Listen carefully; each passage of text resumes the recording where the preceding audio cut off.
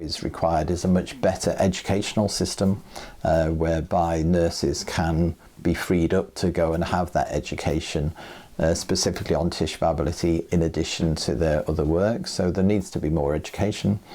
Unfortunately, the education is one of the things that trusts generally across the UK have cut back on, because they want the nurses to stay on the ward to do the care, and see it as a bit of a loss of money if they send them off for education. So that's causing another problem, because people are not as up to date as they perhaps should be.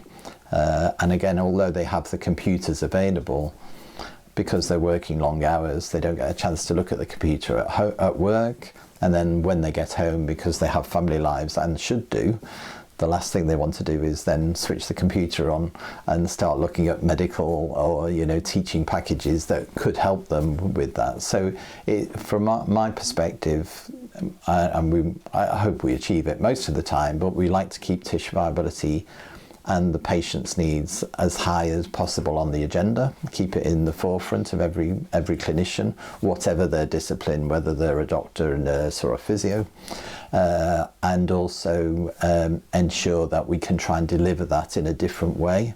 So now we've started a programme of education of little small bites. So we'll go onto the wards and do 10-minute sessions on a particular subject.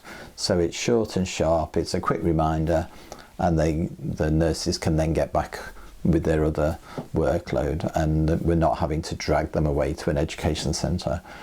The education centre would be better, because they would be able to focus and concentrate, but at least they get some education. So it's that disconnect between the education and the care that they're giving, and knowledge of the guidelines that are already available for them, but sometimes they, again, because they don't have time to look on the internet where all of our guidelines are published, they don't necessarily know all of the availability of those guidelines and what's in them.